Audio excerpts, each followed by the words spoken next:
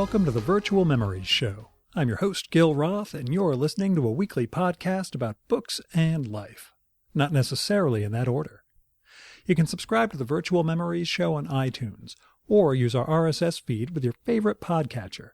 You can find the RSS feed on our websites, vmspod.com or chimeraobscura.com/vm.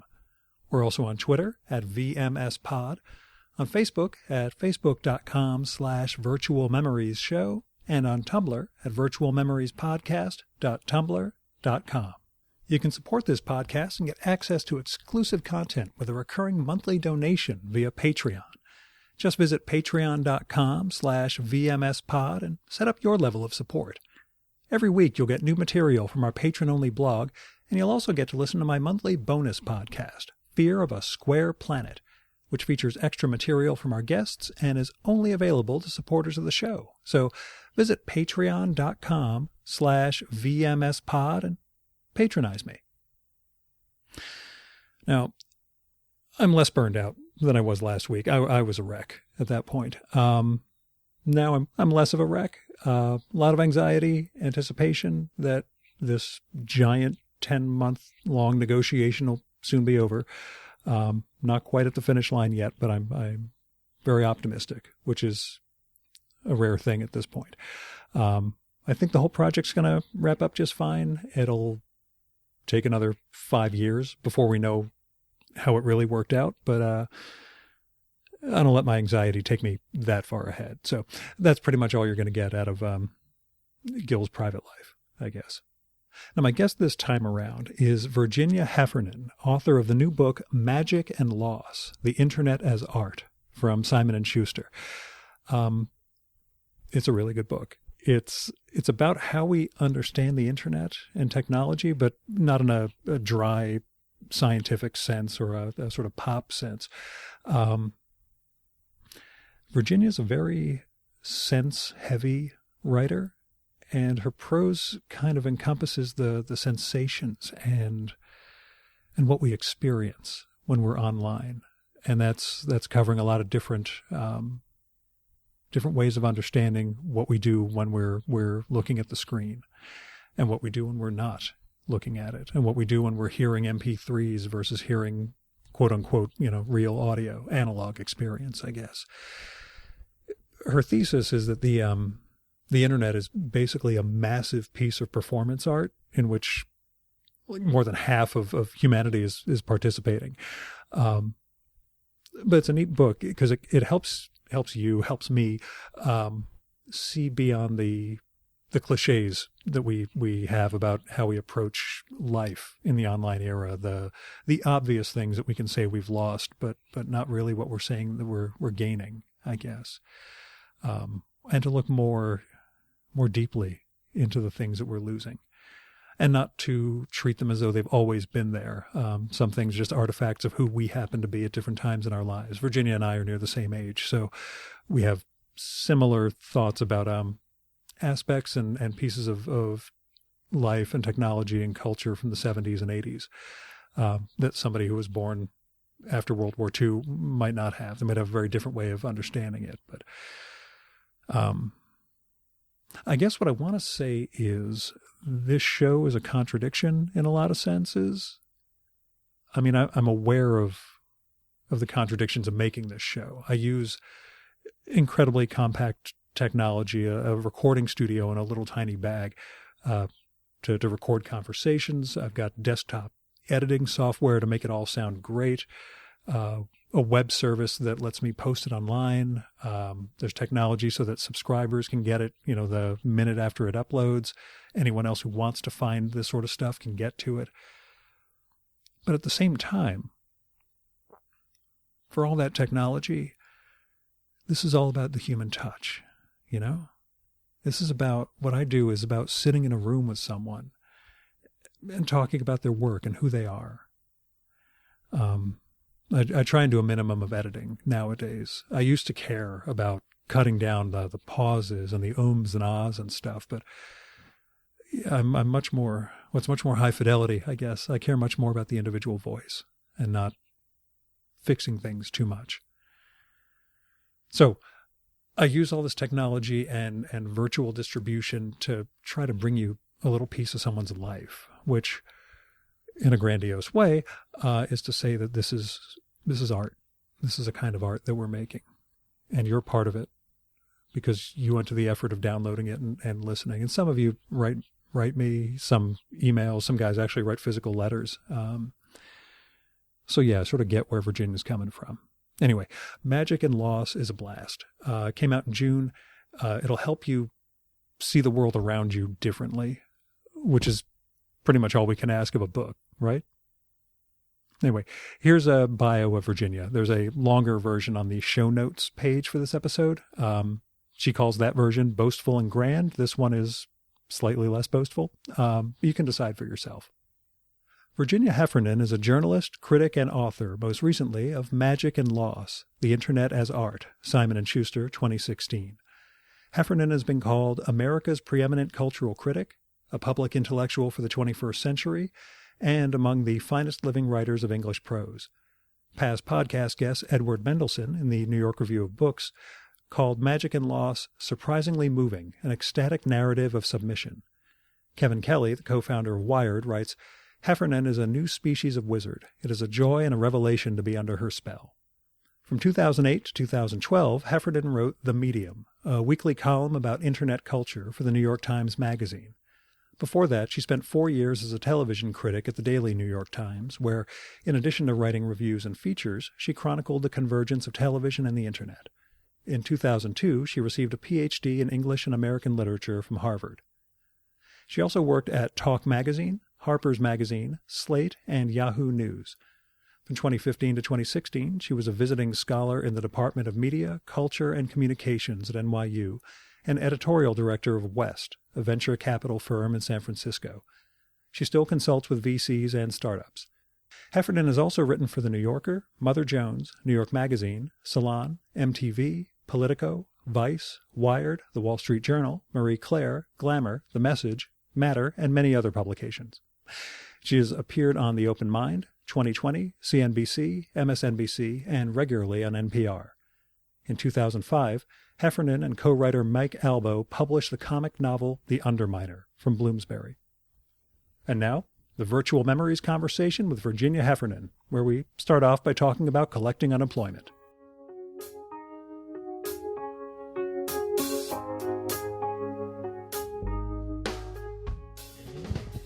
I applied for unemployment a few months ago, and I was subject to these random integrity tests where they have you, they had me, 2 migrant workers, and a handful of other people come down to, it's like right near Borough Hall, to,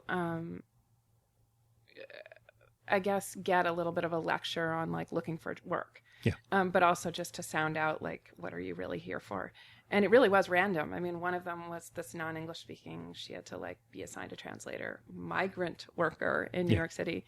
And you couldn't bring food into the place. You couldn't talk on the phone in the place, and you had to stand up while you waited. It was definitely like some kind of like Soviet thing. Yeah. And then you come to the computers and they all have like, it's as though like Silicon Valley never existed and nobody ever saw like the Oscar interface or a phone or whatever. It's like a 1984 They're screen. at these 84 like phosphor screens. They are like going through so much that looks so arduous for them that the idea of work in general is just this like onerous mess that you see around you, even if you're so lucky as to work at the, for the government in the unemployment office. And then he's going through listings for editors and stuff that like I might be interested in, and they're completely bizarre, obviously. And, entering an education level PhD and stuff is just like not even, I mean, not to whatever, but it's definitely other. Yeah. And I just was like, it's imperative that the government improve its UX, like for just people. Yeah. Because I already know of a startup that he talks about the billions of dollars left on the table in benefits. And it's that first confrontation with the person that calls and says like, this is Mrs. Johnson, you don't have a whatever, like they give a pseudonym, you don't know what's happening. And you're just suddenly like cortisol and then shut down. It's just like the high cost of either unemployment or poverty. Like it just, I don't know. That panic that you describe, that we all describe all have in the face of forms. It just like, forget reforming the tax code, just change that interface. Like it just, so that you're not just in Kafka world or in like, I've committed a million sins. Yeah. Or again, in the Soviet Union, Yeah. I mean, sometimes like I think I put on Twitter once that like, if I was told if you file these expense forms, you will be able to do anything in life, I would still say no. Like, I just can't. Filing an expense form, which actually turns out to be like a feminist issue, like women kind of already are like, well, I probably interrupted someone in conversation and cut in front of someone in line, so I probably owe whatever expenses are being asked of me and can never get them back. And looking at these forms already is just like reminding me of all the things I owe everyone I've wronged, or at least that's how I feel. So why not just, whatever. And you're being made to feel like you're asking for money that's not yours. By the way, Expensify, the app, has sort of solved that. Like it pulls in your credit card. Like it's basically like 3/4 of the way toward reimbursing you. You're just like tipping the scale. You just have to put the final touches on. Instead of like receipts and panic and like, prove yourself, like papier and whatever. Yeah. Papier, which got corrected in my book. I say that in the book and the copy editor called me on it. Anyway. Yeah. So this that's a good place very, for us to very start, important though. to me, the UX of poverty. But I do think starting out with UX and unemployment is a great way for us to begin. Yeah. If you're cool with that, I think. So you're unemployed, but you have a wonderful new book out. I'm not technically, I wouldn't qualify for unemployment. Let's say that. So either I wouldn't qualify for unemployment is one way to describe my status, and the other one is just like that I'm building a wonderful brand of me, right? I am completely convinced that we are just also being sold this crazy bill of goods that the American dream is own your own business, where in West Virginia anyway, that doesn't mean starting SpaceX. That means like becoming a country music singer or getting a massage table of your own so you can be an LLC massage therapist. And that's what writers are being asked to do also. Just like I think I put on Twitter, the dream of my life is not to own my own business. I mean, I would be so content with a W-2 and to die at my job, like die at my desk and punch the clock somewhere for a low salary and benefits and the feeling of like an institution at my back. But I finally like got religion from the millennials and published Magic and Loss and have been surprised at how much fun it is to do speaking off it, to go to conferences, around the subjects that interest me, which are digital life and the humanities, and to write articles on, again, the subjects that interest me for like diverse range of publications, and teach a little bit and call that leveraging your unique synergies or whatever, something like that. Bullshit bingo. Yeah, exactly. Tony Robbins or a franchise, or like I sort of am like, maybe it's a concern or an outfit. A concern is such a good, like, is there a difference between a concern and an You got me. outfit? See, people seem to think I'm competent just because I dress well. Okay. Really, No, you don't know. No. I'm completely unqualified. I just happen to, say fewer dumb things than other people. I think that That'll take you a long way. Trust me. Far fewer dumb things than I say. So you win. I think it's a concern. What I have is a concern. Mm-hmm. It is either going or not going, but it's a concern. I do love that Magic and Loss has put me in the way of all kinds of interesting voices and idioms that it's kind of the pleasure of existence to be just subject to some strange guy from New Jersey showing up on a Saturday with a couple of microphones, for example. Yeah. I just want to hear voices I've never heard before. And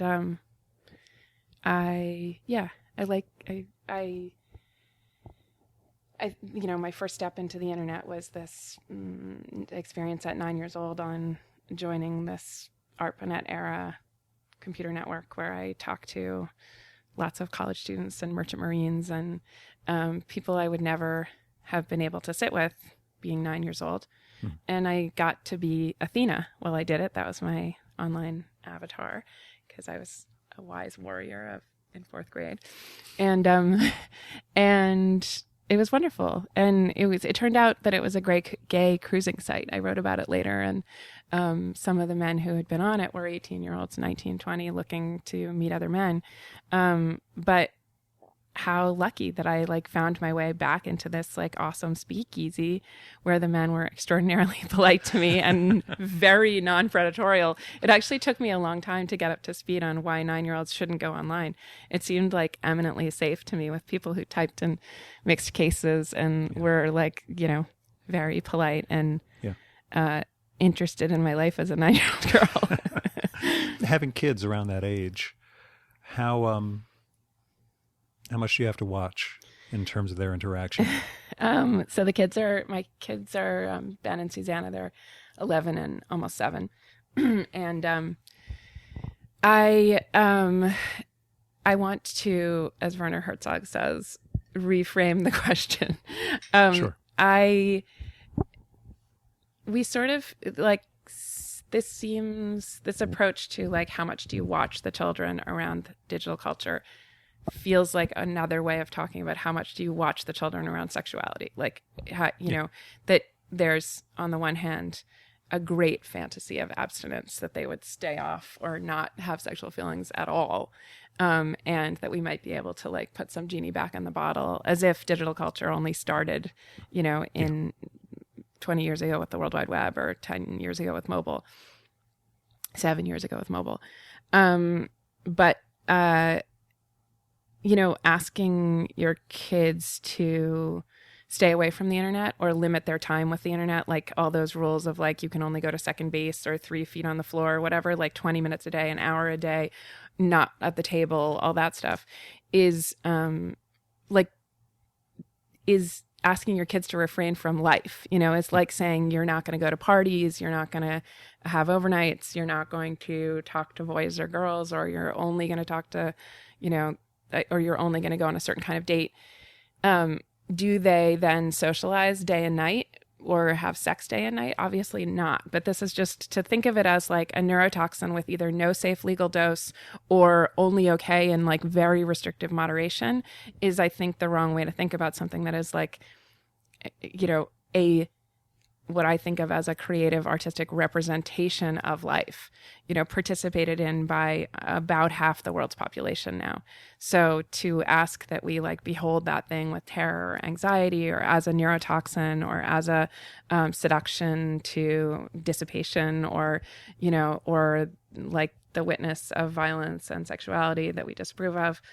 Or worse, I mean, a worse vision is, well, look at Twitter. There's so many white nationalists on there. What we must do is never hear their voices again. I mean, just what kind of vision of life for a child is that? It's like asking, you know, them also to be exposed to no microflora and no, you know, to like never test their immune systems against opposing views. Well, we're also old enough that the concept of safe spaces is something that occurred pretty much while we were in college, and well, maybe not your college, actually. I went to Hampshire. Yeah. So basically, I look at the world. Hampshire. Hampshire is basically extended into the whole world now, in that sort of way.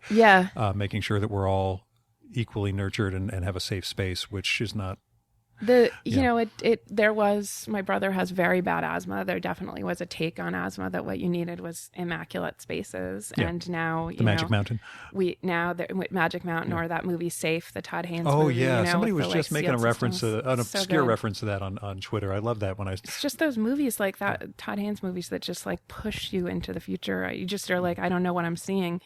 But incidentally, I mean, I'm a huge Todd Haynes fan, especially of that period, but that's how I feel on the internet, you know, and art should, I don't remember what modern male poet was, you know, should move you to another place, right? Yeah. And I just have been thinking so much about Pokemon Go, which just aggressively moves you to other places. Like it just says like, you are here, now you are going here to find this like digital, you know, Chimera or whatever, Chimera. I went with Chimera just because of the pun for my website, Chimera Obscura, but you know, everybody else pronounces it differently, so it looks like I screwed up. All that said, John Crowley, one of my the writer of one of my favorite novels, Little Big, when I was first pitching him, I sent him the URL and he wrote back, "That's a funny pun. I was like, John Crowley got it and thought it was funny. My life is validated. It was like when Human Maj complimented the jacket I wore when we recorded, and I thought that's a victory right there. I win. Yeah.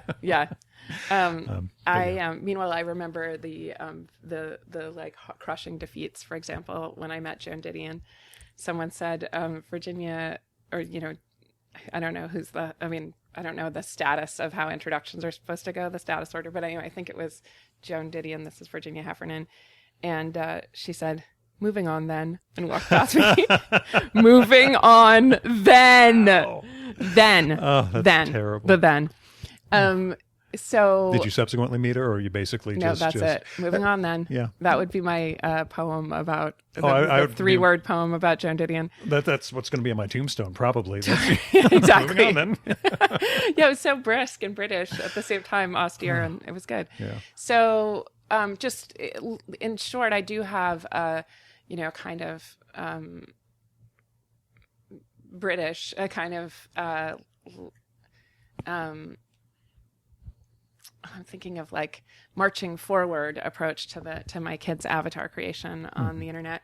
To just put this slightly schematically, young kids typically create personas like Athena that are armored, that are powerful, that are a way of like dipping into social digital life without taking a lot of risk. And I noticed that my son has put a picture of himself up for Google, his like avatar on Google. Mm-hmm. And he must have taken 100 pictures with the webcam to try to get it right. And he settled on one of himself in like an executive pose like this, like as if he's got his feet up on a big corner office desk. And I asked him why, and he was like, "Don't you think it looks great? It looks so powerful." He's 11. Yeah. And then and my daughter, who's 7, does a lot of like, she puts a ton of filters, but not to make herself look beautiful, but just kind of like weird and alien, you know? And then later, teenagers sometimes like so eager to make a connection and afraid that they might be armoring themselves too much and not inviting people in, choose like super sexy ones, like sexy brunette or whatever, or sometimes like emo girl, like they're just like, I have to connect, with this, and the window's closing, and then, ideally as adults, there's some kind of synthesis. So, we can think of people who want so much authority in their online avatar that it's nothing but PR crowing about their family or their career. And then, go for too much authenticity or vulnerability and go to vague booking and complaints and chronicling maybe, and incidentally, the PR option is definitely one way to go. I just had a book to promote and I just like pulled out all the stops. This is which is why we're here. Yeah, which is why we're here. Chronicling your cancer, chronicling the death of a loved one on Facebook is, a choice that like, this is the time I need help. This is the time of like a GoFundMe, or I'm asking the Socius for what I need. I always think of Philando Castile's fiance, whose name I should learn, who took the Facebook Live video of his death, called out for witness in her time of need, and the first witness she called to was God, and the second was Facebook. And that's what you hear, I think, in some like. Michael Gilmore, chronicled his cancer, and that gave, I think, the opportunity for people who love and admire him to bear witness, and in some cases offer help or words. So anyway, you want your child to have like an authentic, an authoritative, a dignified, a graceful and elegant persona in digital space. I mean, my mother was a pretty good social coach, and there's no reason either you model it for your kids or you teach them explicitly if they're thick-headed like I was. And, all these things, how do you drop periods from your texts because everyone started to do that? Or do you steadfastly insist on it? Do you set your text thing to start with lowercase letters instead of autocorrect to uppercase ones because there's a little finesse to that because it takes some work. So you've thought about your style. What font do you use in email?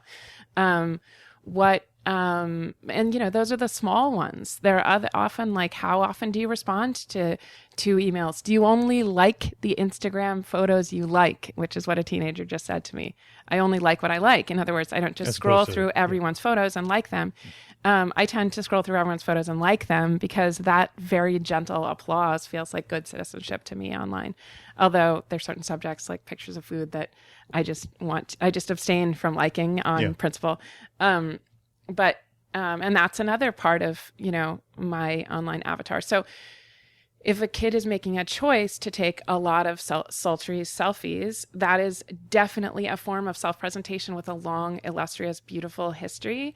And she can be made aware of that history and made aware of the consequences of that kind of self-presentation, which are not all bad, I mean, from Kim Kardashian's selfies book to Self-Portrait in a Convex Mirror to like anything about self-portraiture, that like this is the choice you're making. It's like if kids show the slightest interest in architecture, you take them to architecture school, but you're not paying any attention to them, their Irving Goffman style sociological participation in this incredible fast moving phenomenon, and to treat it like, how do you keep an eye on your kids so that terrible thing that we can't quite put a name on might happen to them online, is really like, I think shows just simply a, misanthropic terror of like, other people, other voices, other words, other images that could do damage to them.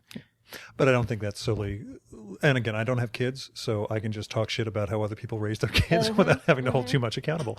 The things that we were allowed to do as kids, I live out in northern New Jersey in the woods, and just, go hang out down in the woods for a few hours, come back at dinner time. Apparently that's not a thing. That the helicopter parent thing is important. They have to be constantly, keeping watch. Yeah. Which again, it seems to extend from, virtual into the real world, or vice versa. I mean, there's pushback on that with Pokemon Go that has invited us into the world with invited kids into the world with cell phones and hybridizing their digital experience with like these enticements to go outdoors. I mean, we were going outdoors looking for adventure. It is possible to find that kind of adventure and more online. I grew up in the country. We definitely were like out in the woods a lot. There was... The ticks are a lot worse now than they were when we were kids, right? The ticks, yeah, exactly. We broke our legs and got poison ivy. Yeah. In the 50s, the first response of mothers to television for their kids was basically, holy shit, like my kid without shackles, without a harness, is basically immobilized and safe and transfixed on howdy doody and transfixed by like this symbolic mental exchange that is, and they're not fighting with their kids, they're not fighting with other kids, they're not making a mess, and they're not getting hurt outside. And I mean, it just is amazing, and I think sort of in a way anti-mother that got reframed as poison to them. I mean, it's often men who are like, people don't like the way kids watching TV look, and most people don't like the way other people looking at their phones look. Partly the people who don't like people's and blame people for their inattention because they're spellbound by screens are people who want their attention, right? So like, it's healthy when you're looking at me and yes mamming and no mamming me, but it must be absolute poison to your brain if you're distracted by a screen, You understand that's why I do this in person, right? Because if I did this by Skype, chances are both of us would be doing something else in little side windows while we were talking. Because I figured the other person would, but that's only because I'm projecting. Yeah. That, you can't really pay attention. Or so this like way studying yourself in the image and being looking, can I get a better angle for myself here so he doesn't think I mean,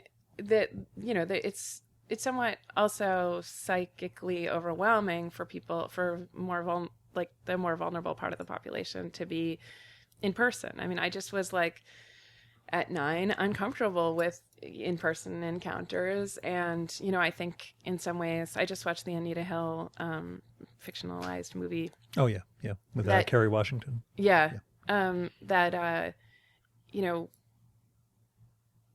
It's quite costly for women in it can be in social space, or to be like bodies in space when they're trying to do mental and symbolic work. So like her showing up with to report to Clarence Thomas to do legal work that like could have many days been done remotely, so that she could have used her whole brain instead of being responsible for her body in physical space. There are so many times that you want that, like you and I are having a deep exchange, and it's worth your seeing like my face and the like dying and living parts of my body, because it adds to the story. But there are other times where there's nothing better than a phone conversation with a good solid copper wire, like, so with good audio, which you lament at the end of the book, the loss of the landline call, which I also which reminded me of the hours spent shooting the breeze with friends in middle school, high school, etc., because we're about the same age, you and I. Yeah. A little bit younger. Haha. You are. But I know I look 10 years older, but seriously. The thing that I realized I missed from that era where we came up is the mixed cassette. Yeah. Yeah. I mean, you can make a mixed CD, but nobody cares about that anymore either. They want everything in playlists and streaming, etc. But those things that the mixtape and those phone conversations, I think, are very aligned with like early sexuality for most of us, and romance. And sometimes, even though, as you say, there's an elegy for the analog phone call in the book, I worry a little bit about, did you ever read Anatole Breillard's Kafka Was the Rage? No. New York in the 50s. And he, with hindsight from the 80s, he's writing about the 50s in the village. And he says, essentially, like, I really miss the 1950s for all these reasons. It was such a sexual time. It was such a potent time. It was such a young time. It was such a, because I was in my 20s. That Fran Lebowitz has said the same thing. Do I miss New York in the 70s? It was a hellhole. I miss it because I was 20 years old back then. That's why I miss it. Of course. But the amount of sociological energy spent saying, no, it's the mixtape itself. It's not the fact that Philippe Tatinclo gave me one that had Helplessly Hoping on it as the first track, But, I try to restrict it to the reason that I miss, in particular, that analog phone call is I love technology, and the audio is so much better on that than it is on. And without that level of audio that has respect for the body, so like, I think I talk about there'd be mysterious blank moments in those phone calls when someone was inhaling cigarette smoke, and you almost just felt like you were in their ear canals, their lungs, and just the silences, the possibility that someone could break into the call, like pick up the other line. All the symbolic ways we communicated with each other, although that's less, we just had to learn a new language with texting. I just recently saw, like, there was some hashtag of kind of like the most annoying things people can do, and one of them that, in as far as I could tell, all communities people seem to object to is when people respond to texts with just the letter K. They can't be bothered with the OK. I could imagine getting a little reflexively incensed. And it's like just a little snub, and there used to be those in phone calls too that once we got familiar with them, they had great emotional resonance to us, the way K maybe has in texting. But I just miss that big sound. And I've come in partly in sort of thinking toward the next book to identify the beauty of that big sound with some proximity to like the death and decay, like our bodies, like some non-internet, the internet is this godlike immortal force that all this data lives forever in theory in the cloud. That something about how I was identifying it with smoking made me think that it's like, there's something like about my hearing is bad in my left ear too. So it's like, it's an area of weakness to me, audio. And so I feel like I sort of come to terms with, the urgency of like making sense of these, or being present for these like 80 years in this, like what Buddhists call this like fathom long body. And any technology that makes me more aware of that it's very scary to me. It is like the same feeling that I thought, what a relief.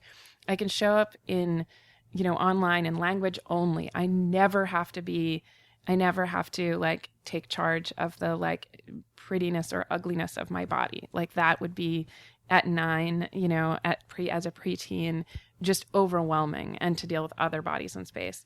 But now,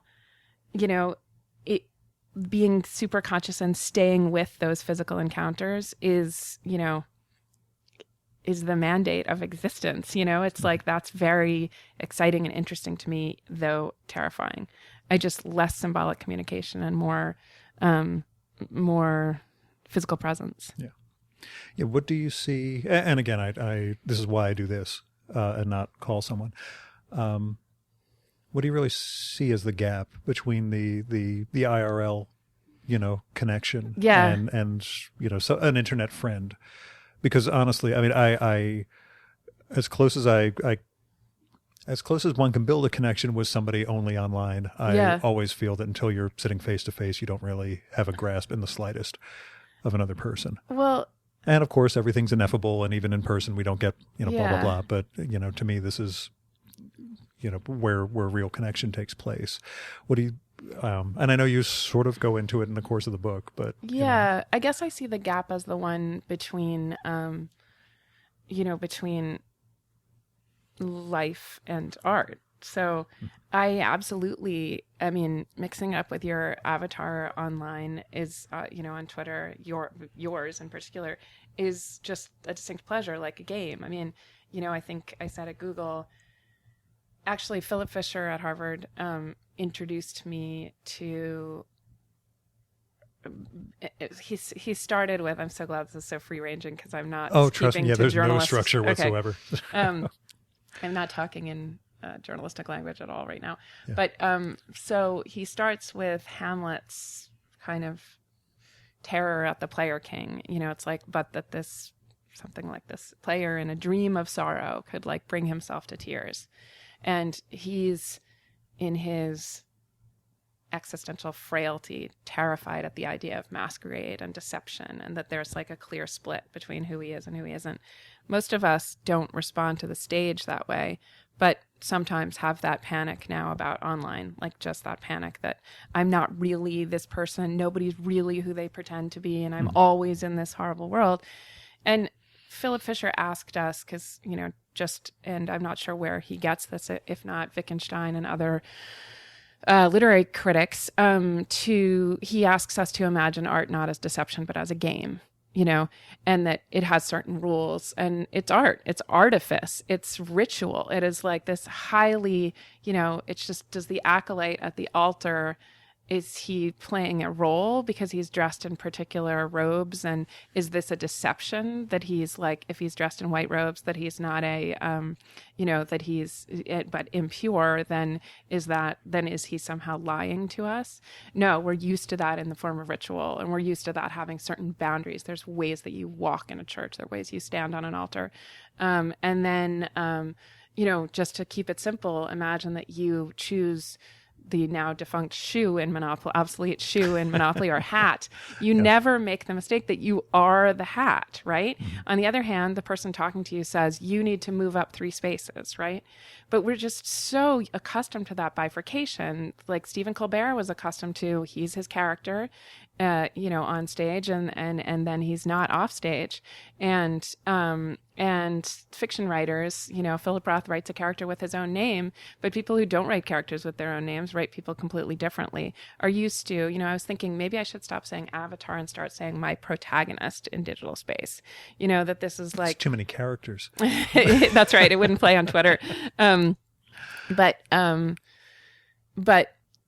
so I like it as a role. Yeah. You're a writer. So of course I like to see like what you've spun for yourself. And, I can I love looking to seeing if people have chosen like highly aestheticized headshots for themselves, or you use like the logo for your show as your own face, right? On your, it's a sculpture of a face in the Art Institute in Chicago called Silence, which I thought was kind of funny because it's a show of people talking. Right, and nobody right. gets the irony but me. And that's pretty much how I'm cursed to live. So. Good. Well, see, I didn't get the irony. I didn't sort of get what it was. But yes, a small in-joke with yourself, or a friend of mine recently has a Bitmoji saying, I object, because not only is she a lawyer, but that's her response to existence. You know, I have a highly aestheticized, just built, basically like as deceptive as a John Singer Sargent portrait, made by makeup artists, hair people. It's a lovely picture. Angles. Thank you very much. Yeah.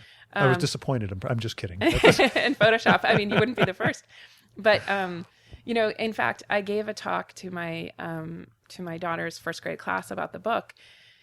And she helped me, and I think we laid it out pretty well, that the magic, so the book's called Magic and Lost, the magic is the part of the internet that is, it's delightful, that moves you to a new space, that is the mystery, capital M of existence. The loss is just that sort of sick feeling you have when you've been online all the time.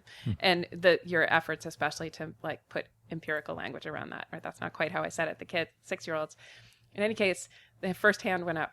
Why don't you look like your picture? Right? In the book, because it's my author picture. Yeah. And I just said, like, that is the perfect question here, because that was made by digital technology. That picture was made by digital technology. It is remotely based on, or like loosely inspired by the like light and shadow on my face. And in some ways it's a beautiful picture, but then there's another me. I wrote about digital humans recently, or I did an interview about them, it sort of, we started with the work of the Paul Debevec, who reverse aged Brad Pitt in Benjamin Button. And one of the things he said that makes humans so difficult to digitize, and he just did President Obama, is that the light refracts from each one of our pores. Just the physics mean that it's different from every single pore based on like the hair, the oil content, the whatever. And that means that there's absolute infinite variety, and that it even changes in response to the like dust in the air, whatever, as you're talking. So it's like a chessboard problem gone out of control. There's no two faces that even refract and reflect light the same way in a millimeter or two, square centimeter of their face, much less the whole face. And so, there's that photograph of me is an effort to eliminate that variety and that unpredictability from my face. And we think that's beautiful. And I think your online avatar is beautiful. And the language is also an effort to, eliminate that unpredictability, eliminate that intimation of mortality that you get when you hear someone speak in real life. Like you hear this croak in my voice that's like, oh, she's older or whatever. And see these like imperfections or variety or whatever in my face that also maybe makes you feel like, oh yeah, there's just this world of like, oil and bacteria and whatever that like, determines how our bodies play out. One, incredible effect of the internet, or just extraordinarily moving effect of the internet, is how much appreciation it's engendered for just the like oddity and unpredictability of existence out, particularly bodies, but. And that's been one of the, we could push immediately to the, internet is for porn, blah, blah, blah. But even beyond that, the discovery that you're not alone, that sense that as weird as it felt that you thought you were completely alone in whatever community, once you go online, you discover that, oh shit, there's either, thank God, there's 50,000 other people who think the same thing I do, or I can't believe there are 50,000 other people. I better come up with something even weirder so I can be, somehow the only one in the world. That's, Richard Vardy, who, influenced my thinking a lot when I was when I was a student of his at University of Virginia. He talks about how, our obligation as individuals is to find a way not to be, not to just reiterate type, not to be like another member of the species. I think he says like reiterating type, but to establish an idiosyncratic metaphoric, he says, like perfect early 90s way to say it. On the other hand, there are dangers on either side. Absolute banality obviously is not good, but babbling eccentricity is dangerous too. I mean, they're both ways to be either not noticed or be banished. Mm-hmm. And you don't want to move into speaking a private language, right? But I don't think people who establish original language, without testing it against any kind of online, without doing a check for, is this phrase been used before, which I sometimes do. So Emily Dickinson, she just was never at any risk of reiterating anything. I mean, when you stay very, very close, I mean, yes, we've all made mistakes of like rolling out on Twitter with what we think is, an amazing observation about the RNC, say, like when you're live tweeting it. And, everyone's gotten there first. I guess I sometimes do searches, or like if something's a hashtag, Binders full of women writers became a hashtag and then became a Facebook group almost immediately after Mitt Romney said it.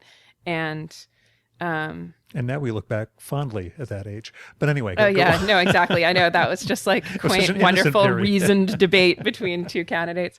I know. Don't you love Republicans now? They just seem so you're just like, even the senators and the Anita Hill thing, I was just like, oh yeah, those bloviating right-wing, Republican weirdos with their like moral centers, and their reasonable emotional lives. So as far as originality and banality goes, that yes, the internet puts huge pressure on you to step up and, be yourself with a real way of talking and not be a PR robot. And because he calls it member of species reiterating type or whatever, Rorty does, but we call that a bot, Yeah.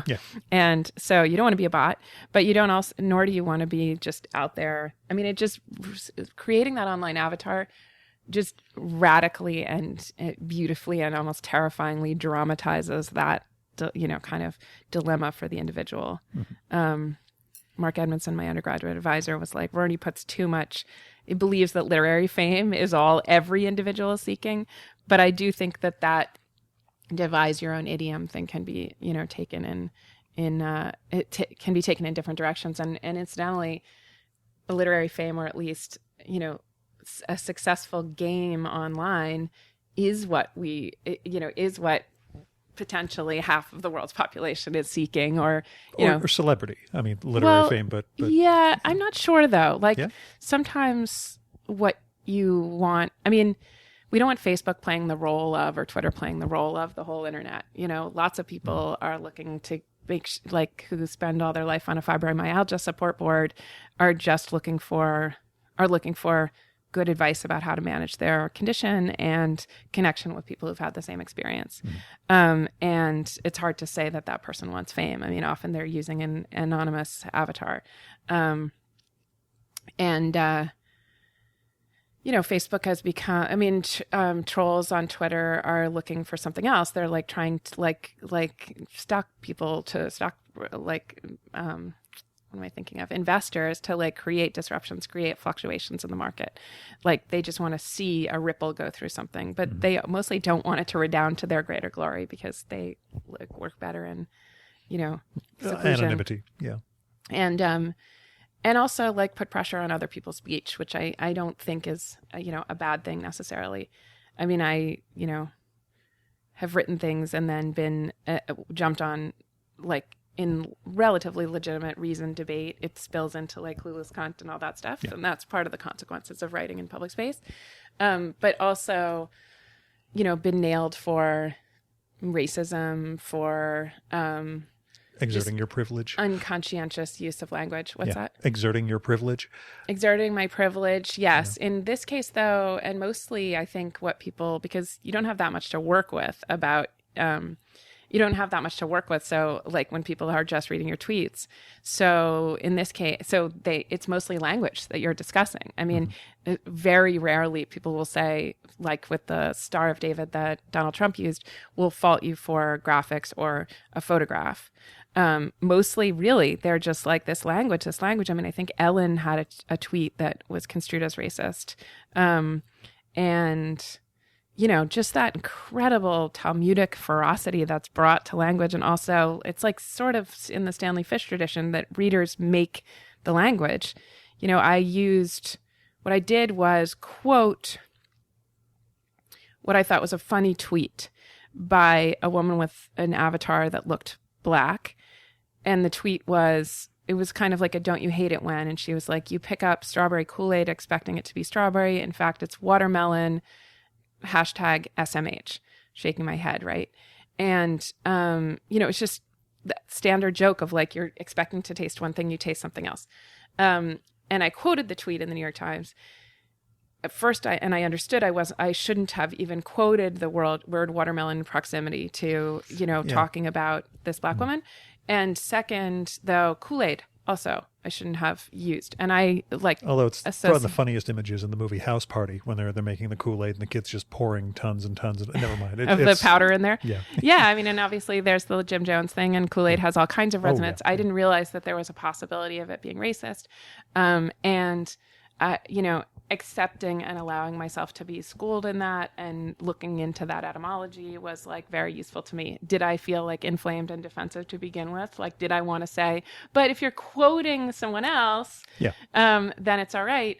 But, you know, we moved to email and she really explained to me. And, you know, my son recently said, "I just want a curmudgeon of pie," right? For a smidgen. I mean, why would I not correct him? Right.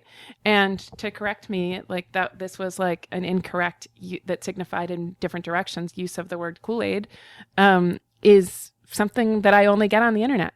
You know, I let slide, you know, when my grandfather used to mix up Muslims and Sikhs. I let slide when my grandfather, you know, referred to a woman as a blonde, you know, because, you know, in person, I like, who am I to correct him and what is correction there?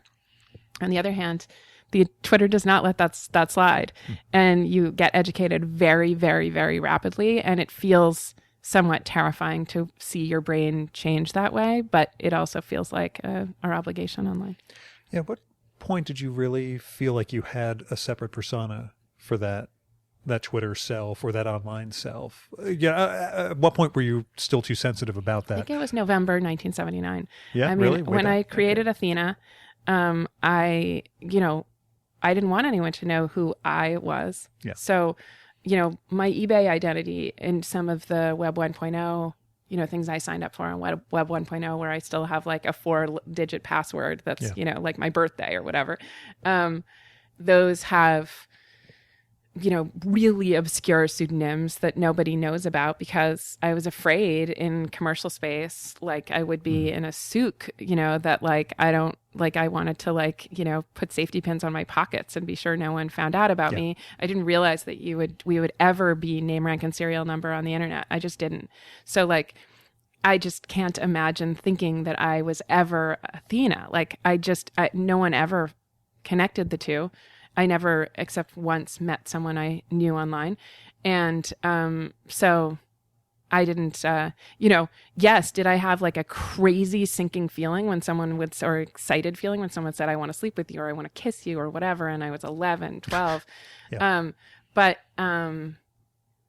know, but then I also had a comparable anxiety of like, seems like he wants to kiss Athena, you know? How would he ever know? First of all, he doesn't know my age. Also, I just did like a lot of frank, you know, crude fiction making when I was first trying my hand at it. You know, I made, you know, inauthentic superhero style characters like a, you know, beginning writer does. And, you know, now they're slightly more shaded and I still make mistakes, but I just don't think I'm page 88. She has such a specific way of talking. I mean, for one, she's brief. Like, listen to me.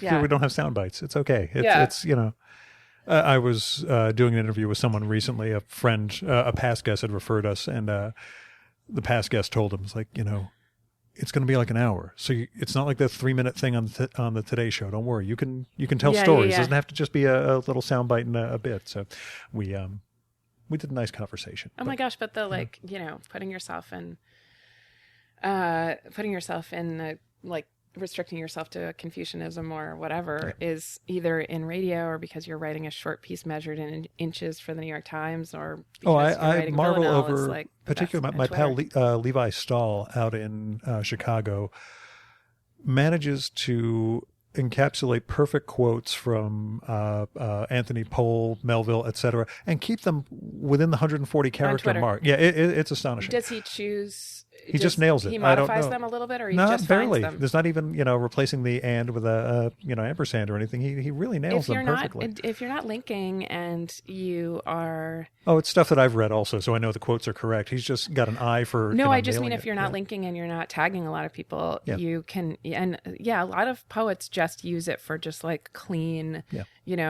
I am mostly in the fray of like retweeting and modifiedly tweeting and tagging a ton of people and like really wanting to be heard. But sometimes you look at a poet's feed and it's just like these really clean, beautiful epigrams. I just did put up something from My Last Duchess because I was thinking of she had a heart, how shall I say, too soon made glad, and her looks went everywhere. I don't have it exactly right, but I love that. And the how shall I say, too soon made glad. Like, what a great description of like slut non-shaming. Like, a heart too soon made glad is what a promiscuous person is. Forget my sexual practices, but I definitely have a heart too soon made glad when I compare it to other people too slow made glad. I'm more enthusiast than critic. Oh, and you certainly welcome me at the door with, immediate conversation as opposed to, oh God, it's that strange guy here. That was, the thing that I marvel over, and I think the reason you're able to write Magic and Loss while the rest of us are just terrified by the internet or trying to write about it more profoundly, is that you're capable of reading the comments and not running away into, absolute terror. Yeah. I was surprised. I spoke at Google recently, which owns YouTube, and Google sees the scourge of the business as the YouTube comments, and Google is a host to this like extraordinary trove of like id, but we say id, but that I think in the book, I talk about the comments on a Beyonce video and the comments on a video about Islam that is, you can still search by most discussed, which was one of the, which was discussed ED, which was one of the original descriptions of YouTube comments was that this was the discussion section. And if some of them say Heil Hitler, a lot of them say, I think Beyonce is playing off a Betty Page movie that I once saw. Yeah. I'm sorry, but that just spikes cortisol for no one. That is just like a cool, I'm down. Perfectly fine, if possibly on the nose observation about the video. Yeah. Then you look at the controversial ones about Islam, and there's this really amazing language around, well, first of all, that's where I learned about Muhammad, the like haters of Islam, who use some of the xenophobic language of Trump and his followers. 10 years ago, you could see that they had this like animus about Muhammad and, is it Layla? Like one of his many wives who was underage. So they call him a pedophile. And then also they describe partisans of Islam or Muslims as cutthroats. So there's a lot of like, they don't fight fair. And then they use this like really high dudgeon, like 18th century rhetoric of like, you're a zygote, that's one of the things they call each other. And there wasn't even a lot of swearing. There's just a lot of like, it sounds like a disputation by, a bunch of sophomores, talking, there's schoolyard banter, but then there's like kind of false scholarship around, the story of Muhammad or the story of the Shia or whatever. And I just don't quite know why that would be considered like a drag on human civilization, like the way that it is now.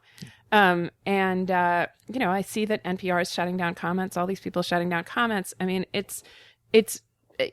it's a difficult thing to moderate them and manage them and post them and sometimes get names and addresses, but I mean names and IPs, but yeah, or yeah, right, IPs, and maybe ban people who say the wrong thing, but I'm really, really astounded how much they got under everybody's skin. You know, it's like, it's just, you know, and the fact that they addled so many reporters from the beginning, Web 1.0 era, I went on a retreat with Slate, and it was like the number one thing people wanted to talk about was the fray and how much they hated it. And I really thought there'll be a few outliers who don't like that readers are talking back to us, but in general, we'll all agree that, you know, it's not that long since Berkeley free speech, like Thousand Flowers Bloom. Like, isn't this what we're all here for? To say, but how much of that is generational? I mean, how much do you think the guys who were, you know, under 35 writing at the Gawker, you know, sites, care? How badly do you think they take it personally when you know, somebody comments? I think that the above the line, under the line, you know, structure of traditional, well, now semi-traditional online media like Gawker, is still makes you think that these are people like literally trying to undermine the foundation of your, I mean, like visually, literally, like, you know, you are supposed to be up here in a certain bigger typeface writing the story, and then there are people in the margins but are like below writing their squalid stuff. I mean, the fact that 8 in 10 comments or more on the Times site or Slate are just like, you're an idiot, I love George Bush. Like, it's very, very hard to feel that as anarchic.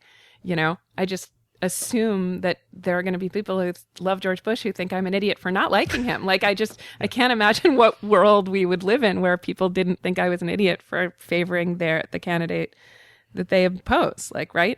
But anyway, let's say 2 of them are appallingly misogynistic or appallingly whatever, you know, still somehow they're all put in this trash heap of like, that's the worst of humanity down there. And that must mean we're the best of it with this clarity. And also the more Gawker and even the Times has tried to incorporate this colloquial bloggy thing, the more it's like undone by the comments, because the comments are so much more colloquial and shooting from the hip.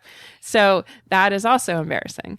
And, you know, I just think it becomes this like wonderful push-pull. I mean, years and years ago when John Seabrook wrote Email with Bill, about his email with Bill Gates, he said receiving email had radically changed his prose style and choice of stories for The New Yorker. But I think he said that on Charlie Rose, but then he never said how, you know? I would defy anyone to say that they don't change their style in response to the comments, and they should. You know, when I didn't know that the mention of Ron Paul was catnip to readers, or that like you don't know the phrase white genocide, or I didn't know that Kool-Aid meant a particular thing. If I don't change my style to accommodate that, once I've had the like incredible privilege of rapidly testing, a word against, like there's another just normal word that I use wrong, or like times that I've said like, well, when Destiny's Child broke up, and people are like, no, they didn't actually break up then, or they just went to a solo career. Yeah. I mean, I can stand correction. I mean, Jesus Christ, it's nothing compared to just sitting at a Harvard seminar table where like everybody's eyes are on you. Not to mention the people in the comment section typically lack the authority to be stinging. Either what they say doesn't mean anything, or, doesn't matter. It's what you already knew, or it's useful. You never felt the temptation to sock puppet and, create a separate avatar, a completely different one? I have an avatar that gives 5-star reviews to my friend's books on Amazon. Oh, yeah, but that's she gave a 5-star review to my book. And it was straight sock puppetry. And I was like, sock puppetry is maybe quaint. And because the other thing we should talk about is millennials don't comment. They just, they do it all on Twitter and Facebook. They like and don't like, but they put whatever comments they're going to have in like a short thing with a link. Yeah. So the comments have started just to live on social media. Which I largely do myself. I rarely comment within an article. I post it on Facebook or somewhere with the comment. It's now considered like a flyover state thing to use the comment section, because you have to register, you have to register, in, find your and also password, you don't get hurt. Like you want it, and you want it to be like under your own name. And so that has also change the dynamic. And it's a question of whether the writer ever sees those sorts of comments and whether they can, it can be iterative for them. If somebody's posting all about your stuff on Facebook, but you're not tagged. Yeah. Do you know it's funny happening? Because, right, I guess it just has less the effect graphically of undermining the authority of the main thing. Mm-hmm. It's just like taking it for yourself and starting an argument. Yeah. I mean, I almost never push back on, on articles in particular. And then I saw something on Big Think that I disagreed with last night, and I put it on Twitter with an intro saying, it was an article saying depression is treatable with exercise. Yeah. And I said, if you're up for exercise, basically you're already not depressed. Yeah. And I linked to the article, but not to the author by his Twitter handle, and actually had not paid attention to the author in this case. And of course he rolled in and was like, he wanted to talk about the studies. Like, this is a guy that studies it. And I had just like shot from the hip and, for what it's worth, gotten a fair amount of retweets from people who'd like thought about depression, but just for my sentence. They hadn't read his article. And I was like, God, it's so horrible out of the gate for someone to tweet your story with a little bit of an introduction that's like, huh? Yeah. Or like, this is bullshit or whatever, a judgment. And then everyone just like retweet because the comment itself has a little coherence. Mm-hmm. And not read the article. So I kind of backed down from it and then DM'd him and whatever. I should maybe take the tweet down because whatever. Or take it, or keep it up without the link, make it not a response to this. Cause I do want to make that point. Yeah. It could stand alone as its own comment as opposed to having to. But rather than make it commentary on the piece that has this undermining effect. Mm-hmm. I mean, but a great place for article commentary, if you like that structure, is Facebook now. That people put up multi-paragraph things that they think and get pushback from their friends and followers often. And, making that decision of like, do I really want to host a conversation where like I'm having my views tested on my page is really like an interesting one that I think everyone who, writes it all controversially ends up making. How uncomfortable were you the first time you used the term followers? For like a Twitter or Facebook? Did it feel weird to you? I went on Twitter and... Because you bring up the Kool-Aid Jim Jones thing. That's why totally. I think of it. I went on Twitter with a pseudonym that I still have, page 88. No idea that whatever. But I was on early enough that somehow people followed me. And so I had a few followers before I had even posted. And then my first tweet is, if they are following, does that mean I have to lead? And I then didn't post again for a year because I just was like, what is it to lead? Was Twitter the first thing you didn't get? No, the first thing I didn't get was Snapchat, and I still don't get it. Oh, okay, because Twitter took a while for me to I don't understand why this is here and what the use is. That's just what I lurked, which I did. Yeah. The other thing that I think people newly joining Twitter, not whatever, is there's something from Message Boards 1.0 that I feel like parents should teach their kids, which is just the importance, and this is an academic, maxim too, but read up thread. So basically, obviously, you can't read all of Twitter. You can't even read most people's whole Twitter feed, but just familiarizing yourself with the message board so that, when you ask for a Mac repair thing, that you don't something that's been asked 1000 question, times. Something that's been asked 100 times. And that is, in my dissertation defense, there are times of, but did you read Bakhtin or whatever, which is just read up thread, Virginia, Mm-hmm. And so what I think is the first, it's I need to get on Twitter and start writing is just, you're skipping the reading stage. I mean, I lurked on every message board. I actually barely understood how to register and post. It didn't occur to me that I would be part of the conversation. I was just there as a reader. Yeah. And that was the same with Twitter for maybe that year. I should look back after I said, do I have to lead? And then I thought, no, I just will follow a lot of other people and be the follower, be the reader for a long time, because that's what you do. Before you write a dissertation, before you write before you write a short story, before you write whatever. It's it just seems of course you do.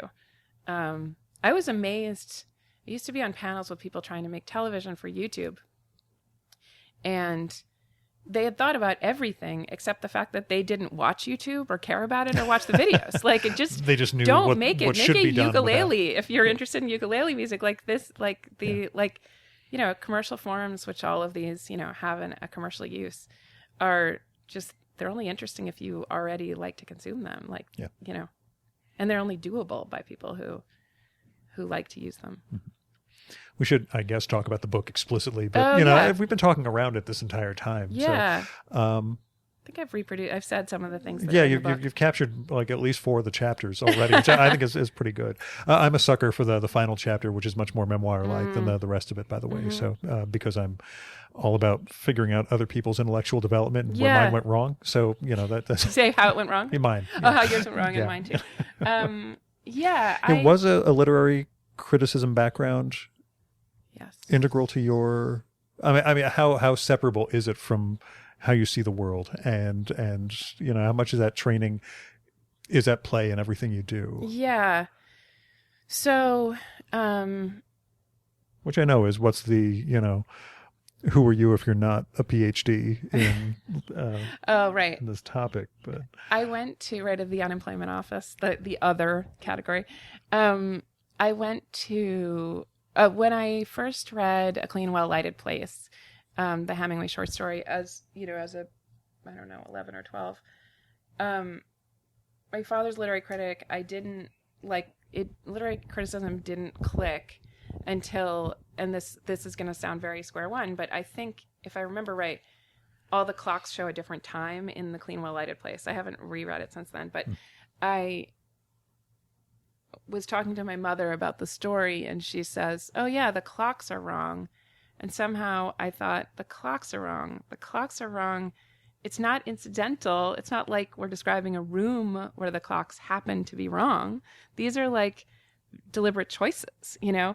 And then I thought, well, they're integrated into the rest of the story, and the story can like come apart almost if you press on the moments where the clocks are wrong. And it just felt this very palpable moment, you know, it's like it's just like that early 50s criticism of like leaf pattern imagery and Faulkner or whatever.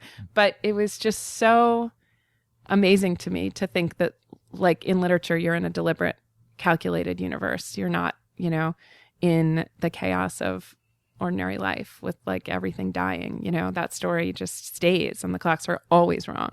So I loved that. But then I felt equally blessed with the idea, especially when it dawned on me that I wasn't going to be able to read everything, that I wasn't going to be able to have that revelation about everything, TV shows, even when I was writing about TV, that theory appeared. Because if we're not just going to be able to generate one new reading after another of Wordsworth, of obscure poems. So what if we had an approach to literature that, you know, that kind of worked, and an idea of the dynamics of literature that worked. So I thought I wanted to be partly to be the architect of that theory, how to like, you know, make it so other people could have that moment with the clocks being wrong and see, you know, I thought of this with television, because Alessandra Stanley was the #1 TV critic at the Times and I was the #2. So she wrote about the big TV shows, like the premiere of a season of The Sopranos. And I was writing about reality television, which was just like taking up the airwaves. And, you know, The Sopranos, it's hard to make The Sopranos come apart in your hands because it's like such a well-wrought urn, you know, but reality TV just like falls apart. There's so many like stray hairs and loose ends and venal shots and, you know, weird makeup and stuff. So I just was like, had this incredible pleasure of like, don't you see what's happening here? Don't you see what's happening here? And then two things made me want to do theory. One was the fear one was the like just excitement about being part of something that could help people like create new readings and have the like amazing experience of like, oh, Pokemon Go answers this particular need for like a hybrid world, digital and analog world. And then the other one was just the frustration as a journalist, because I didn't start out as a journalist, with just like, what am I doing? Like, it's like they used to say, wrapping for fish, writing for the newspaper. It's just complete ephemera. And then I heard that a Wall Street Journal reporter, I heard about the reporting on big tobacco that had been building an argument over time. So I just told myself, I'm building an argument over time. Like each reporting is a close reading of an artifact. Each piece of criticism is a close reading of an artifact. Anything from the game Angry Birds to the rise of a star on Flickr. can be like can be the close reading contributing to like a larger theory. So first I thought it would be a theory of television, of reality television. And then because I just love in a female critic a kind of like Werner Herzog grandiosity. I just think it's funny, especially like at least I was young then. And also like the critics that I had liked, the theorists that I liked, like Derrida, just had so much brio and cloak swinging around and stuff. And I just thought like it would be funny to show up that way in a way, or just it would be sort of ludicrous. And I also thought that it would be unverifiable, because the problem with and unfalsifiable, the problem with writing journalism is you're always getting cited for fact errors. And so I made the decision to use fewer facts. So so I say things like the internet is the great masterpiece of civilization, and basically defy readers to like tell me I'm wrong. Yeah, exactly. On the other hand, dropping the mic. That could be the picture we take. Exactly. So lots of mic dropping. And, I also really, I guess I started I was doing humor writing before I was doing criticism. When I was an undergraduate, I met Mike Albo, my like comedy writing partner. So most of the time, I sort of resolved, like, if I try to make people laugh with every line, and TV columns often double as humor columns because, it's like the butt of many jokes. If I try to make people laugh with every line, I'll miss the mark 90% of the time, but there'll still be dynamism in the writing. And then maybe 10% of the time they'll laugh. I like the dynamism thing, because that connects you with Virginia Postrel, so you get the double Virginia thing. Oh, yes, exactly. Yeah, she's definitely like a fellow traveler in some way. Yeah, and the commentary, the name, etc. Yeah. I did read the short novel you and Mike Albo wrote, by the way, many years ago. Yeah. It's in the when you want to talk about the horrible aspects of the internet, it's in the list I keep on my site of every book I've finished reading since 1989. Oh my God! Which you do not want to look at. Trust me. So good though. But you can search for your own name, and you'll find now 2 listings in there, because that's what people do. Yeah, we wrote a short comic novel together, and it was a second person or something. It's in the second person, and it's in the voice of this underminer. Yeah. This character who is like you always leave feeling kind of cut down, like a wave of despair. Yeah. Do you look at writing fiction? No, that book was fiction. Yeah. But is it something that you're interested in? Yeah, I can't. I've tried to write short stories, and they almost always, I'm just like, you have to pick the color of the comforter and like dream up stuff and write scenes. I even have trouble writing scenes in journalism, like when you go in to talk to someone and you're supposed to be like they were picking at their lettuce or whatever, like all the things that Tom Juneau excels at. Which I've always detested. All the lunch, I really don't care what they were eating. I don't know if it's supposed to signify something on the journalist part. I like it when, those are like the celebrity things where they have 2 minutes with the person, so they don't have anything to call on. But like in a real profile, like Janet Malcolm describing Ingrid Sishy's way she cuts tomatoes, or there's some of them that are super vivid. Yeah. And like descending into like some real world thing can be really interesting and sort of nasty, and I don't know. Yeah. But I did try to write I think I've said this somewhere else, but I tried to write a short story, and it's just always like Elizabeth, like some clear proxy for me, put on a blue dress and sat down and thought this open essay. And then, it's just like my usual 1,500 word essay, close. Yeah. She got up and made herself dinner. I'm just like, maybe I should write that and try to publish it as a short story in the New Yorker. Yeah, she hit post. Yeah, exactly. Exactly. Put it on her blog and exactly. I think that's partly the unverifiable, unfalsifiable thing. I had to fact check fiction at the New Yorker, and, just to be sure that if they said, I once did an interview live with 60 people in the audience, and where the guy I was interviewing said he was misquoted by the New Yorker. I quoted a profile of him. He said, "That doesn't sound like anything I ever said." I was like, "Really?" Because it was the New Yorker. So let me just cross out all these questions, and I'll move on to something else. Wow. Well, we didn't, when I was a fact checker, actually check the fact that they said the thing. You only had to check the facts and quotes, because that's between the reporter and the person. Yeah. Usually they say the exact same thing in the same way when you're getting it out of them. But if they say, right after my son Wilbur was born, we moved to Chicago, end quote, you have to check like that they moved on this date, that Wilbur was born on this date. But of course, people say they didn't say what's in articles, and that's not. I just don't want you to blame the fact checking department. Yeah.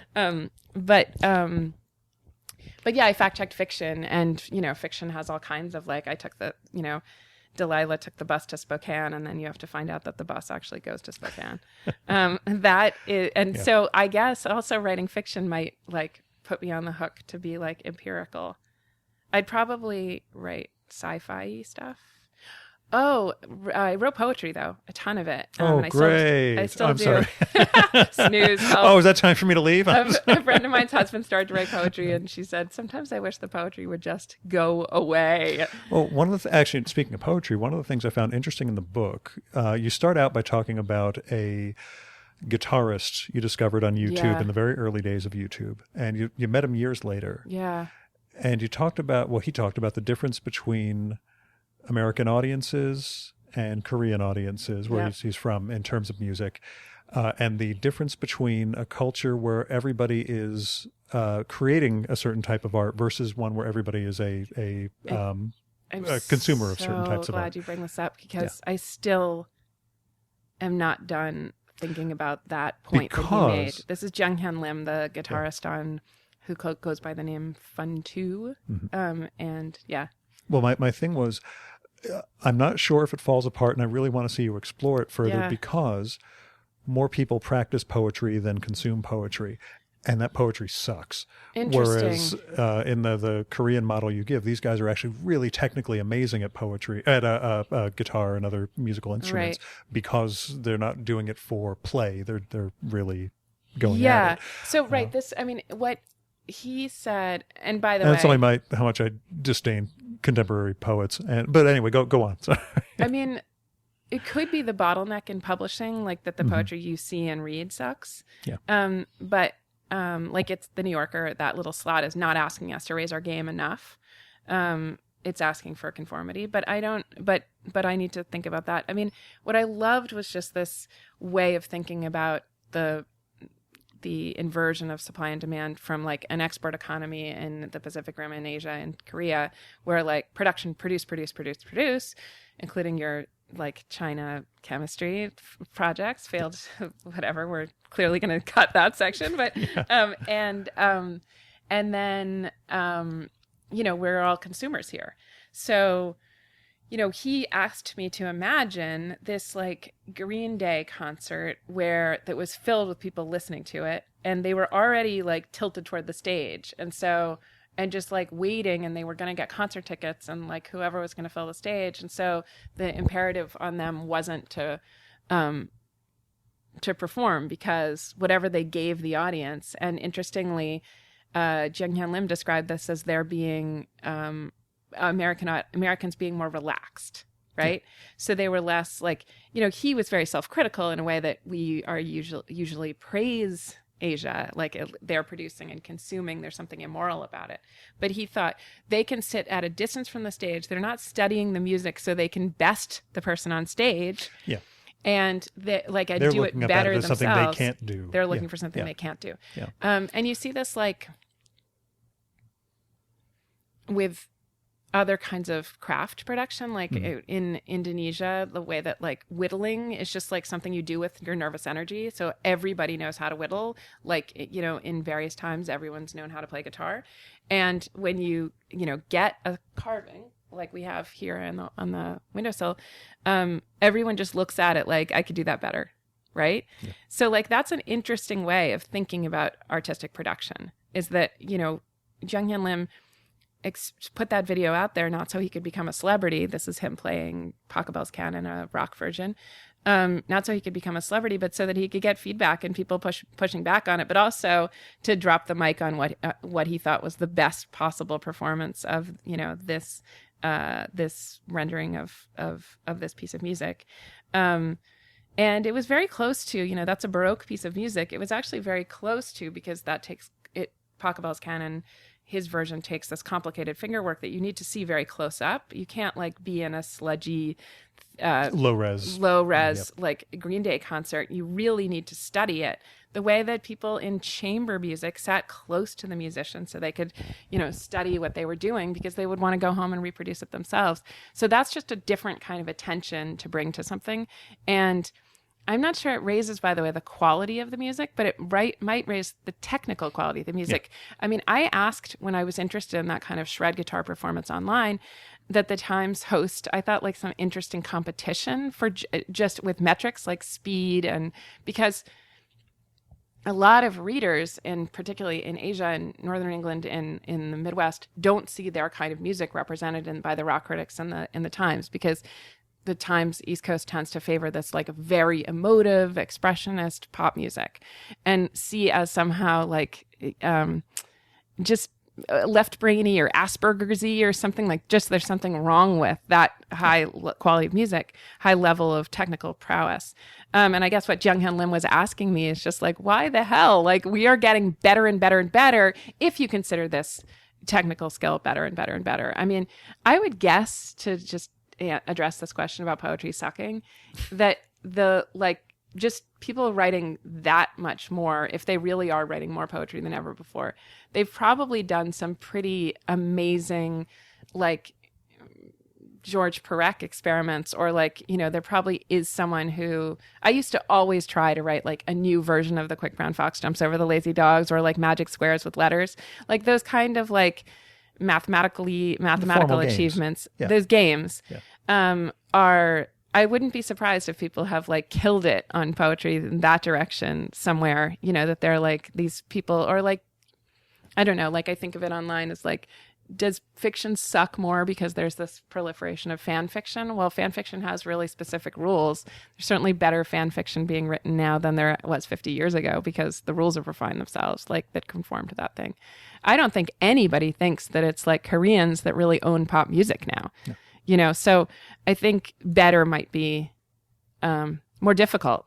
Maybe more difficult music is performed there, but maybe less emotional. Mm-hmm. I really disliked the fact that the Times rock critics refused to do this, because this is guitar to a lot of the population. Oh, when I was starting out at Hampshire, a pal of mine who probably won't listen to this, but doesn't matter,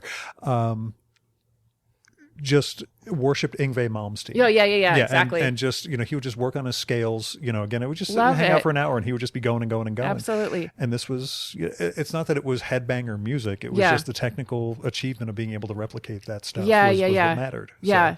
Because I don't think he was particularly a headbanger, and now he's a professor out in Chicago. So it's just some kind of precision work. It's like the whittling, and it also, like, it happens, it's very physical. It happens with your body. You're doing, I mean, I play a couple of app games and try to do Scrabble, and try to do still try to do Magic Squares and like weird word games and anagrams and stuff. And I'm far too obsessive, so I don't play games, because I would just fall into the spiral. And the problem is having a job, life, etc.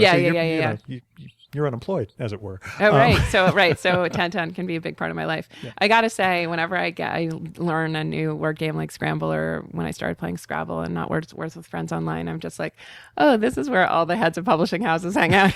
Like, I'm just like, I don't know how anything is getting done. And I mean, the demise of publishing is cultural, but it also just, geez, we are not doing anything. The time I visited Jonathan Galassi, he was not playing any apps or any games like that. He he's not like he had all that much.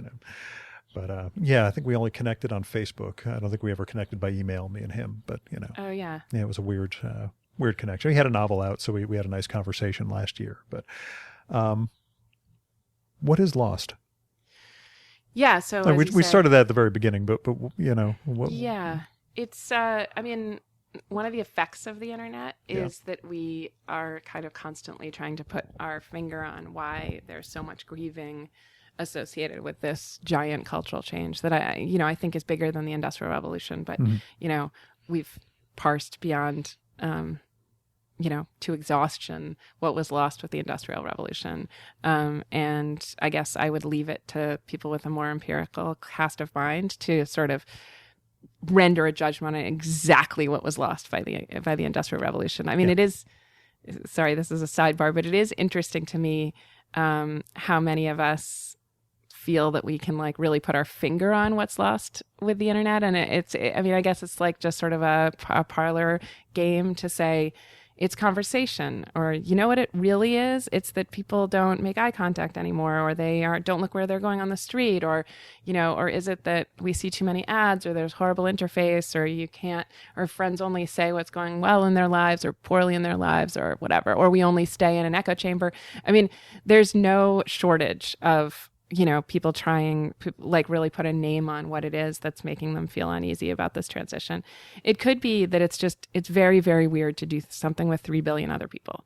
It just is, it's uncanny and it's odd. The other thing is I love Auerbach's description of why we come away from reading the Old Testament with an idea of God. Why there's like this incredible confidence, or come away from Hemingway with an idea of what existence or a mystery might be. And it can be in some ways an effect of the prose. So in Auerbach's assessment, there's, those loose connectives in the way that the Old Testament is written or the Torah is written.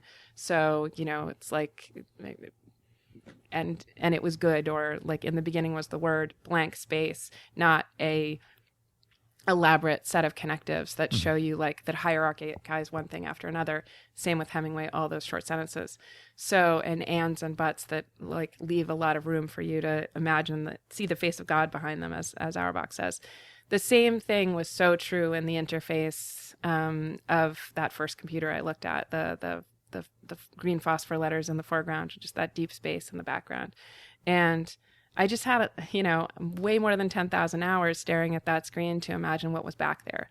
And I think the longer we look at our phones, recognizing that there's infinite amount of processing power and infinite amount of access and proximity to other minds that are hidden by that like deceptively simple cartoonish interface of, say, the iPhone. And don't get me started on like what was lost by the Pix map, those like tight connectives to be like, don't worry, there's nothing behind here. Don't look behind here. You're never looking at the face of God or the guts of the machine or whatever. But you have a nice chapter on it in the book. So yeah, exactly. Yes, I have a chapter about the Pix map, but but anyway, I think that uneasiness about like what's behind here, and I will say I did not feel the loss when I was looking at that deep background screen, because I felt a little bit less deceived by the interface. Mm-hmm. But I feel it now when I use my phone, that there's something in that giant gap between like the friendliness of the front and then like what the hell could be back there, that can sometimes be exciting and make me feel this amazing magic, but sometimes feel like profound loss. And then sometimes it's just loss of sensory experience. So like I spend too much time with your persona and you just get very afraid of in-person exchanges. And it's only been maybe in the last 5 years that I've like, established a meditation practice, connected myself to some of these like pushback anti-digital either practices or artifacts. Like that's what I was going to ask. Do you have any schedule for decompression time for being offline? I meditate for about an hour in the morning. I'm not very good with the schedule, but yeah, I would say maybe half my waking hours are offline. I mean, if loosely, I don't look at my phone when another person is around. I don't look at it for the half an hour after I wake up, the half an hour before I go to bed, and 2 hours during the workday. But that changes a lot. Yeah. And yeah, I mean, I'm definitely like newly inspired by colors and bodies and sounds that are, not MP3 sounds. I think a lot of the loss that I identify, and incidentally, I miss things that other people don't miss from analog culture and vice versa. Such as? Well, I think a lot of people did miss. I thought that I was alone in this, but like leather date books. I don't see many people. I never used one like back then. Filofaxes, yeah. I don't see. I miss more. I wish there were more leather in my bag. Like more animal breathing presence. I just feel like I had. I've got this great leather case I use for that. I saw that leather case. That's like very old-fashioned, awesome looking with buckles, and It fit a whole recording studio in there. So I missed raised buttons to some extent on my phone. Yeah. I miss, there's I keep for some reason leaning on the fact that Johnny Ive always refers proudly to the fact that Apple mobile devices are oleophobic. They they resist oil. Yeah. And it's a great word. And, Paul Ford, my friend who's a programmer, said, like, Johnny Ive and Apple just thinks humans are disgusting. Just like they just want it all to be in a clean room and they just wish we'd go away, especially our like greasy, oily fingers. And the BlackBerry keys that used to like get hair and shit caught in them are just like revolting. And so, yeah, so now in some ways I miss just like greasiness and I miss people's faces as I described the like infinite variety of looking into faces. On the other hand, now I do it with so much more rapt excitement. I mean, my response to that loss has been, my phone is not that interesting. Like symbolic and mental life is amazing. It's where I've like made my living. It's where I've made my home. It's where I always did with music and television and books and conversation. But there's something else, there's something to a tree that, I'm a latecomer to realizing, but I think I bring like a rapt excitement. I mean, I've cited this before, but there are these kids in Silicon Valley who have decided that they take a little LSD in the morning so they bounce off their phones more quickly and are less interested in their phones because the faces of people on the bus become so interesting. And, it shouldn't take LSD to teach, to show us that like a dusty lamp or like, what's out there, like a, window smudged with some dirt from the BQE or whatever is more interesting than our like boring Levittown phones with their like ticky-tacky little house apps. Mm-hmm. I mean, it's just the same interface over and over and like this little, palm size few square inches of space. It's like amazing that would take up our our vision for so much of the time. And I say this as someone whose vision is usurped by it a lot of the time. But, I keep seeing like you and I met online. I keep seeing like enjoying introducing people who only know each other online because there's like an amazing warmth. If they've found any points of connection online, they are so ready to meet them. There's like, I just saw two people just hug hello, or like someone comes up to me at a reading and, says his name and I'm just like cataloging back 4 years of exchanges, where they're just like, that guy liked and retweeted this post of mine or retweeted something and said yes, or I saw him nail something and did that and said yes.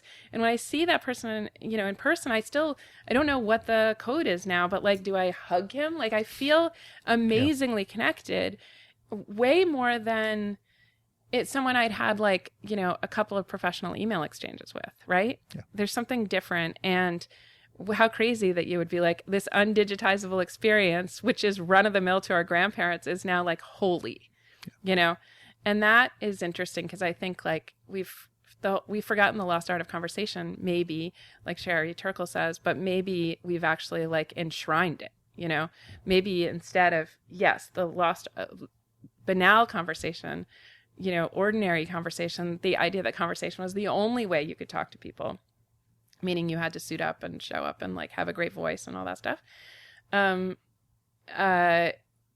Maybe something's been lost from all that mandatory conversational space, but, somehow all anyone seems to want to do is fly people around to conferences so they can talk in the hallways and have these revelations with thought leaders or whatever. I'm just like, my parents just find that insanely comical. They're just like, that doesn't cost $17,000. Just have a few friends over and talk about ideas. Well, even in my day job, this giant FDA negotiation that I'm in. Yeah. When we have teleconference, it's okay. Yeah. When we're at the negotiating table, pretty good. And then there's the side conversations when we're walking out of the room and headed towards lunch or, headed to the exits and we just, exchange those little conversations and where it's not just information being exchanged, but, there's something more that's taking place before and after. But that's been reproduced online with Twitter DMs. I mean, I'm surprised at how much interesting stuff goes on. I mean, it moves around. So like in a strange way, Facebook Messenger has become sort of less intimate. Like it looks like another texting app, but direct messaging on Twitter used to feel like very bold to me because it was like just saying like, hey, do you want to go off in this corner with me at a party where you like, you know, and you run the fear of accidentally tweeting something instead of DMing something. Yes, or at least that's the excuse people use all the time. It's a little tricky, right? Exactly. And then also you they have to follow you back. You both have to follow each other in order to direct message them. So you sometimes have to invite them in public space to follow you in order to move it offline, which means everyone knows you're trying to like get them in a corner alone. And that all seems that's interesting to me. And that seems very close to walking out of a meeting and just being like, oh, I'll walk with you there to the cafe. Because like, I'm going to like push my cause with you a little longer. But yes, of course, like, those walks are really, I mean, getting a little mastery of social space is part of the like joys of being alive. I mean, it's inventive, how you modulate your voice, how you sit, how you comport yourself, you know. When I was 9, I had like decision fatigue because I was so self-conscious that like, and I had no idea, I mean, of like, are my bangs going to be short or long? And do I wear eyeliner? And do I identify with this group or that group? You know, now some of that stuff is automated, but I still find it fun to experiment with. And I like certainly find it fun to experiment in digital life. Sounds cool. Virginia Heffernan, thanks so much for coming on the Virtual Memories Show. Thank you. It's so great to do this.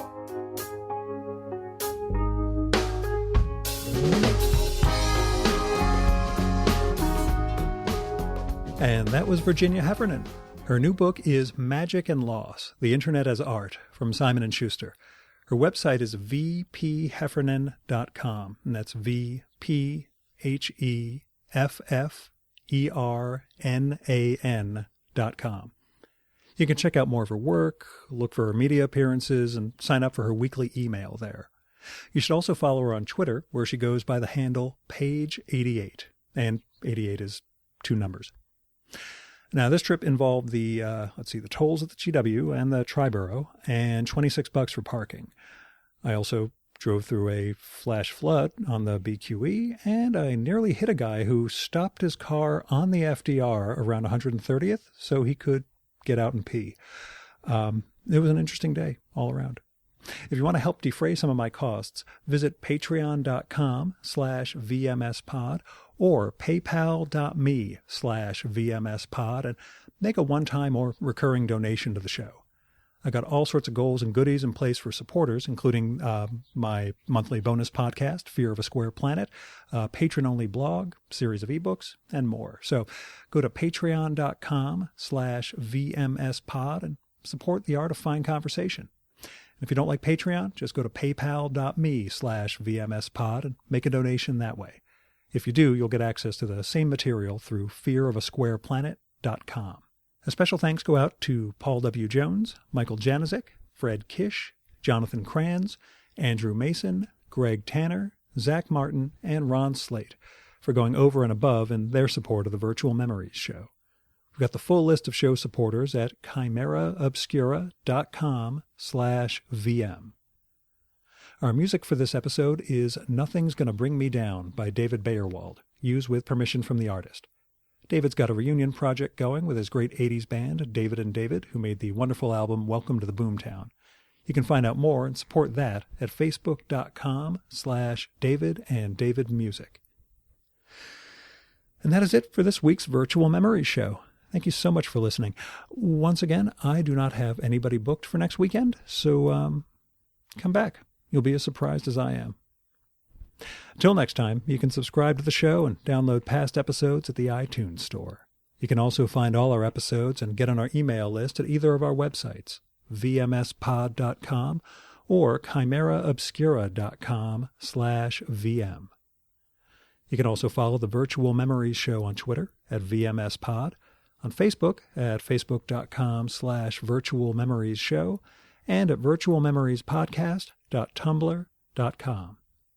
And if you like this show, please go to iTunes, look up the Virtual Memories Show, and leave a rating and review for this podcast. It'll help us build a bigger audience. Until next time, you've been listening to the Virtual Memories Show. I'm your host, Gil Roth, and you are awesome. Keep it that way.